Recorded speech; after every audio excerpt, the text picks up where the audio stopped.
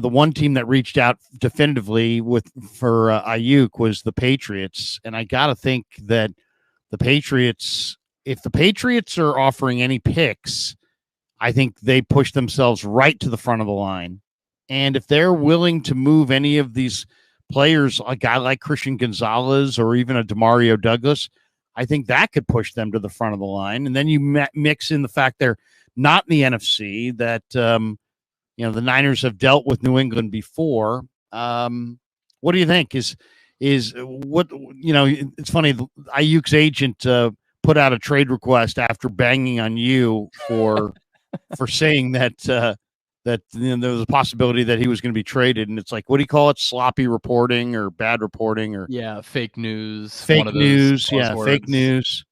I guess it wasn't so fake after all. When how do you demand a trade publicly and then still, did he forget that he pushed back so aggressively on you? Maybe he forgot. It's funny too, because what has his client and Brandon Aiyuk done this offseason?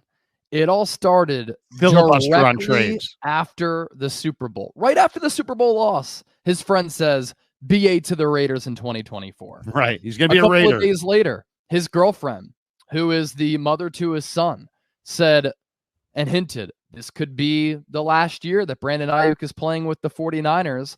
He's posted a bunch of cryptic Instagram stories. He tweeted directly at Mike Tomlin. He went on the Pivot podcast and specifically name dropped the Commanders, the Steelers, and Jaden Daniels as teams and quarterbacks that he would like to play for if it wasn't for the Niners. He went on TikTok with Jaden Daniels and said, they don't want me back anymore. I swear. I don't even know how this is legal, but he put on his TikTok page a photo of Commanders All-22 film from this spring during OTAs with Jaden Daniels as the quarterback, and then he requests a trade, yet his agent has the gall to say, this is fake news, this is irresponsible reporting. First of all, I was never reporting anything. In the tweet, I was referencing reports from Steelers guys who were mentioning that the Steelers were interested in Brandon Aiyuk. The Niners have said, we've been taking calls on Aiyuk and Debo, and you look at the betting odds, the Steelers have the number one odds to land Brandon Aiyuk. Anyway, to the New England Patriots part of this conversation, you bring up Christian Gonzalez. He's a young player who's only 22. It's a shame that he got injured so early last year because he has everything that you really want in a corner: physical, good size, long arms, freak athlete, really fast. In the pre-draft process coming out of Oregon last year, he earned a 9.95 relative athletic score grade. He's 6'1", nearly 200 pounds, a 41.5-inch vertical. His broad jump, 11 feet, a 4.44 40-yard dash with 32-inch arms. That's a young player who I think could be of interest for San Francisco. Why the Patriots could make sense, and it was Josina Anderson who reported that the Patriots reached out about Aiyuk and the Niners said no. On top of having some players that could appease the Niners, they also have the most cap space in the NFL. They drafted Drake May, the UNC quarterback, and they have no number one weapon for him.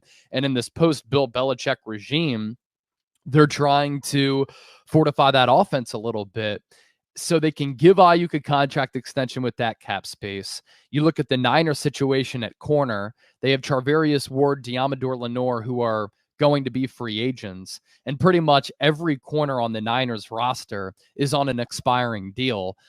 You would have Christian Gonzalez after this year, potentially for 3 more years if you exercise his 5th-year option, so he'd be a lot more affordable as compared to a new deal for Ward. We'll see what Deommodore Lenoir gets. Do the Niners play him inside or outside? That could go a long way in determining how much he's owed.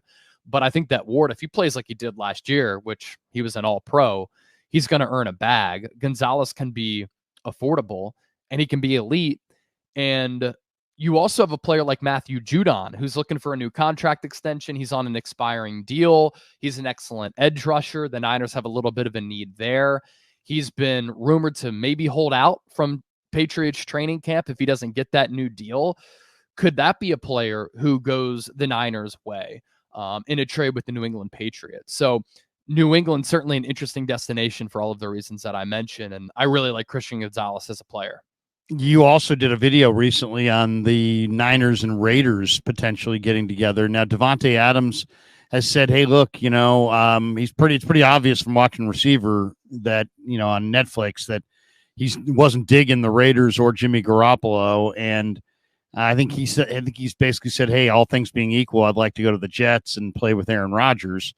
It's like this should be a lesson to Brandon Aiyuk more than anything. It's like, be careful what you wish for. This guy was playing with Aaron Rodgers, is now got his big bag, but he's on a bad team, and now he's like, you know what? I want to reunite with Aaron Rodgers.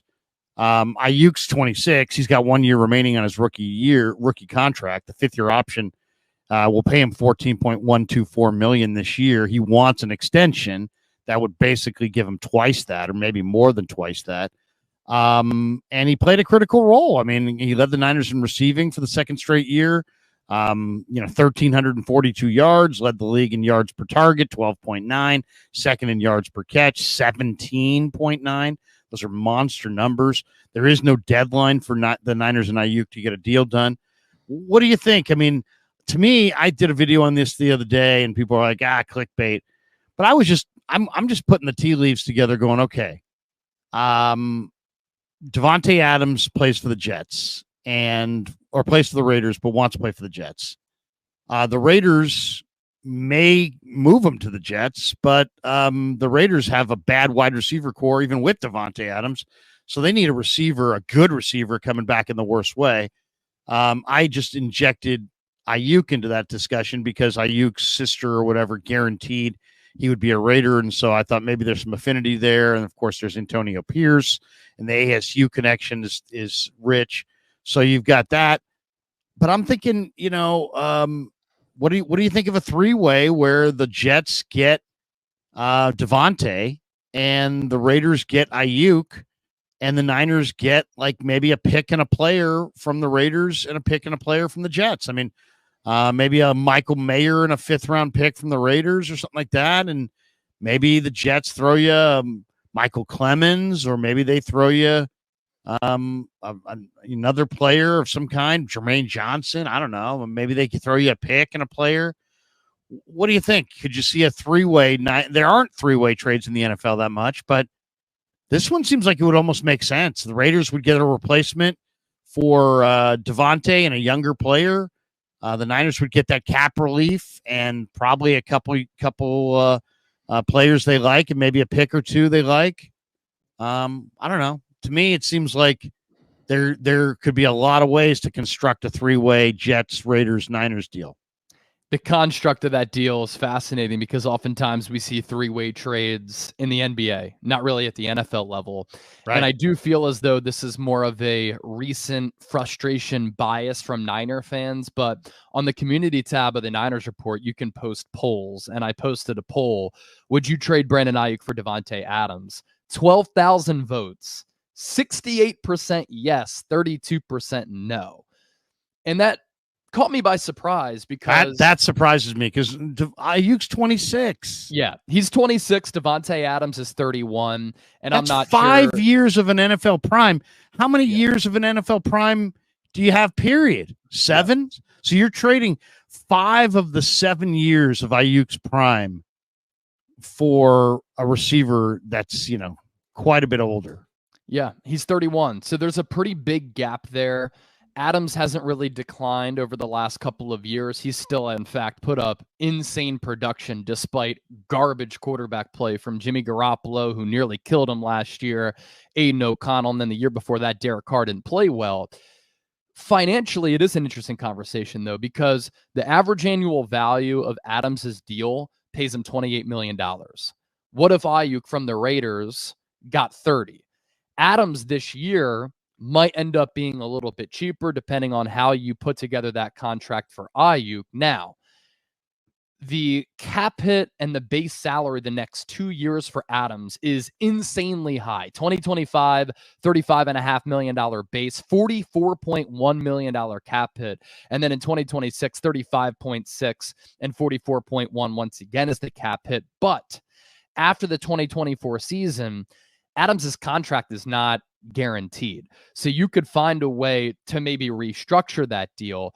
It would reek of a desperation, we have to win now type of move for San Francisco.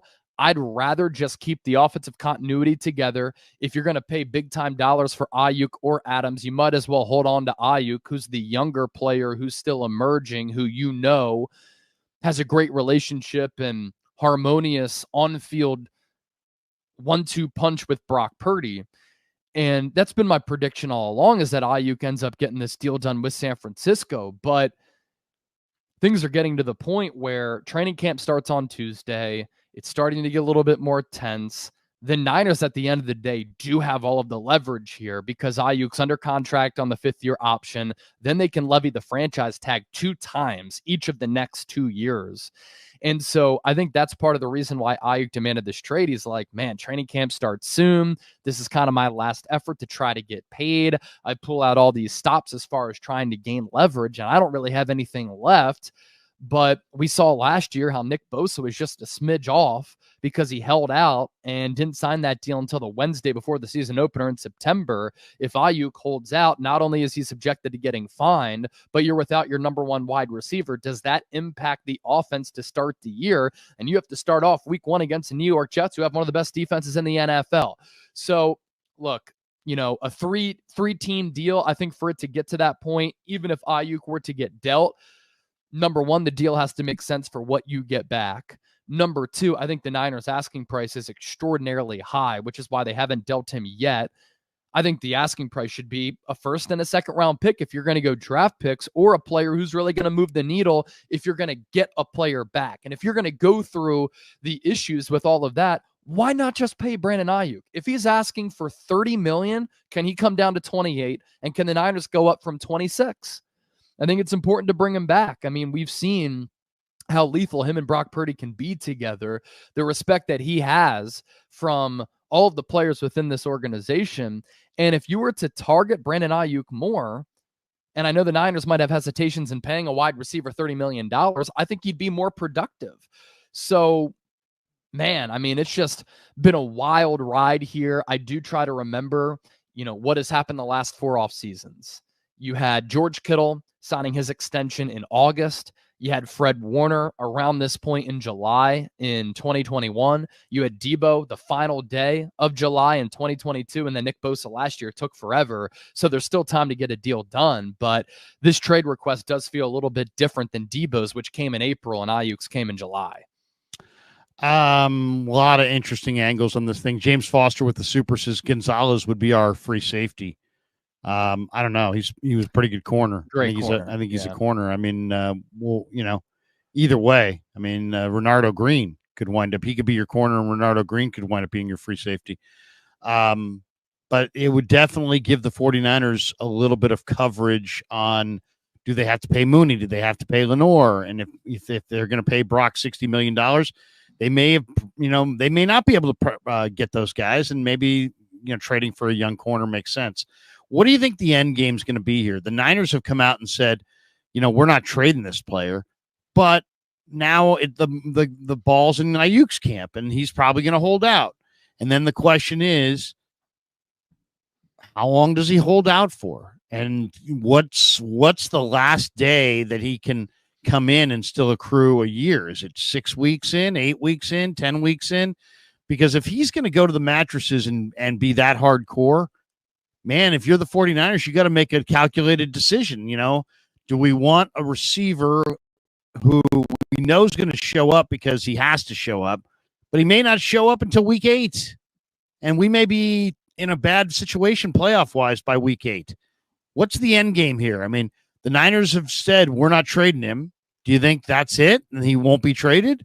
Or do you think that that's what you say when you want to trade somebody and maintain their value? And they are going to trade him. It's just a matter of they have got to get their price. I think the Niners really want him back. This is a player who they took in 2020 with the 25th overall pick. It's not like he was a shoo-in to be an elite wide receiver in that draft class. He started his career as a JUCO guy and then goes to Arizona State. And it's not like he put up insane production there. This is a great draft pick for San Francisco because they had foresight. And it's a great scouting department type of story because they saw him becoming an elite wide receiver, and he's become an elite wide receiver, but it hasn't been without some bumps in the road. There were some frustrations with Aiyuk year one. That was a COVID year, by the way.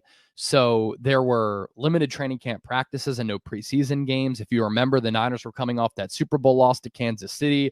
They were the most injured team in the NFL that year. So Aiyuk, as a rookie, played 12 games, but still, he led the Niners in receiving, which was impressive. And then year two, he was in the doghouse. He has referenced that actually being a thing.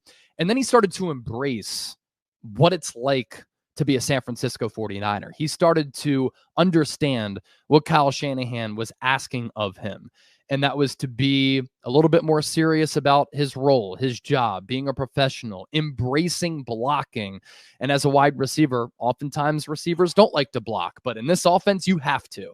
And we saw him kind of mature and turn the corner during that 2021 season when the Niners started 3-5, and then they ended on a tear. And Aiyuk played really well en route to the Niners making it to the NFC Championship game before losing that 10-point fourth quarter lead against the Rams. And then in 2022, first 1,000-yard season. And then this past year, he becomes a second-team All-Pro. And when you draft the player and you develop and you oversee him becoming great, you want those players around your organization because they're tone setters for the culture. They are great examples of being player development stories, which is partially why I think the Niners have re-signed Kittle. They've re-signed Warner. They've re-signed Debo. They've done the same with Nick Bosa. And I do expect them to do the same with Aiyuk. But they have an offer right now that's on the table, and Aiyuk isn't willing to budge, and the Niners aren't willing to budge. And I don't think the Niners have moved him yet because they haven't been blown away by an offer. But what if an injury happens during training camp and Aiyuk is holding out and a team offers a first and a second? Is that too good of a deal to pass up on? Now, I think the time to take draft compensation for Aiyuk would have been in the lead up to the draft. Larry, you and I have talked about that a lot because then you can plan. But at the same time, the Niners did draft Ricky Pearsall. And if they believe that he can be an impact player right from the jump, that makes Aiyuk somewhat expendable. If he does hold out, he could be fined up to $50,000 per practice missed. He accrued more than $100,000 for missing mandatory minicamp. The Niners, of course, can elect not to fine him. They did not fine Nick Bosa. But what if they're not messing around? What if they say, look, we have the leverage here. You have to play on this fifth-year option. We can franchise tag you. We're offering you a deal, $26 million. It makes you the highest paid wide receiver on this team and a top 10 highest paid wide receiver in the NFL. Take it or leave it. If you don't, you're under contract and we can put the franchise tag on you. So the Niners have the leverage here, which is part of the reason why I think Aiyuk requested that trade to try to make something happen in a Hail Mary effort from himself. They own the leverage, but, and it was pointed out yesterday, those who talk tough and say, you know what, make him play on the fifth-year option and, he's got no options. People who say that typically have never covered an NFL team from within the locker room. It could be fractured. That is for sure. The players have every player has a different amount of power. If you're a backup long snapper, you have no power. Yeah. But if you are the starting quarterback, you have ultimate power. And everybody in between kind of falls in line based on their production and their cost and so on and so forth. Do the Niners, could the Niners say to Aiyuk, yeah, you come in and you play on that fifth-year option and shut the hell up and we'll deal with you and we deal with you. Yeah, that sounds good on a talk show. And it sounds good in a video. And it sounds good when you're calling a sports talk show saying, this is what I would. But it's not, it doesn't have any connection to reality as far as the players. I'm not saying, we're in the player empowerment movement, but the players have a say. The players have a voice. The players have an impact. And a guy like Aiyuk, who's one of the leaders on the team, absolutely has an impact. I'm just kind of wondering, do you think they care if he sits there and is pissed off about this? Or do you think is that a factor in their decision-making in this negotiation? Or is the money the money you're paying Purdy and the restrictions on the cap so severe that there's no room for any feelings, and check your feelings at the door, because this is all about the cap and numbers. The Niners should be thinking about this. I mean, this is a team that has had a great culture over the last couple of years. I think that's gone a long way in them having a special bond and a special rapport and them winning a lot of games. That was one of my biggest takeaways when I was around the team throughout the Super Bowl week. I'm looking around and I'm like, these guys love football. Kyle Shanahan and John Lynch have put a really good culture in place. They enjoy being around one another. When you interview them, they're all gracious with their time. They're all polite, but they all love talking ball. And so I asked all of the team captains about this, and they said, look, and I asked, why is this important to sustain success? And, anytime you get that, wow, that's a good question. It means that, you hit home with something, right? And that happened with a couple of guys, and they said, look, Kyle Shanahan, it starts with him. He lets us be us. But he also has these rules in place where he lets us kind of lead the locker room here. And so he wants you to care about the game. He gives us the freedom to kind of be ourselves, but we also have to police the locker room. And as part of policing the locker room, there's a human nature element to sports. There's a human nature element to corporate America, to businesses, where if an employee is not happy, you can sense that. If an employee is disgruntled, if it's tense within the office, within the locker room, you can sense that, especially if it has to do with the player who's so widely respected. And a lot of Aiyuk's teammates have seen him go through some adversity, overcome that adversity, become a great player. He plays the game the right way. He's done everything that Kyle Shanahan has asked of him. He's embraced being a blocker. He has toughness. He has swagger. The production has truly been special, where he's earned his money. And you see Christian McCaffrey getting paid and Jawan Jennings getting paid. And then those recent contract extensions that have happened the last 4 off seasons. And Aiyuk is saying, I'm one of the most valuable players on this team. Where's my bag? And if he doesn't get that contract, there's kind of a lame duck type of element to this, where I've talked about this plenty.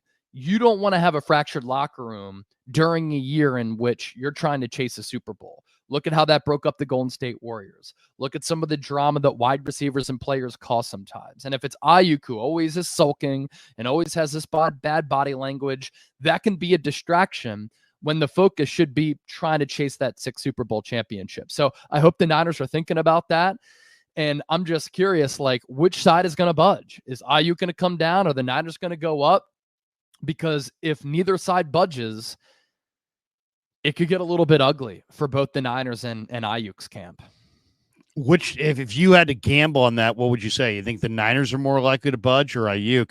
To me, it seems like it was going to have to be Aiyuk.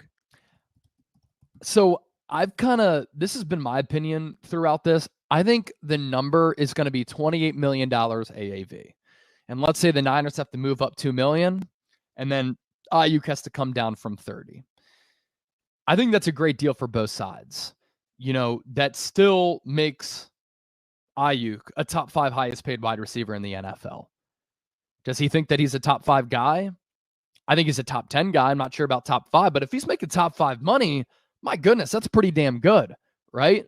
And you have an opportunity to continue your relationship with Brock Purdy. Kyle Shanahan is your head coach. During locker room cleanout day, what did Aiyuk say that he wanted when he was asked about his contract? He said, I want to win. He was in tears after the Super Bowl loss. It hurt him. Do you want to go somewhere where you might be making 30 to 32, but you're miserable all the time? Or do you want to make 28 where you're continuing to build a relationship with your quarterback? You're going to be able to win. And Kyle Shanahan is one of the best offensive minds in football right now. $28 million is still great. Plus, you can factor in the guaranteed money there. So I think it's actually going to take both sides, Larry. Niners go up, Aiyuk comes down a little bit if, in fact, his asking price is 30.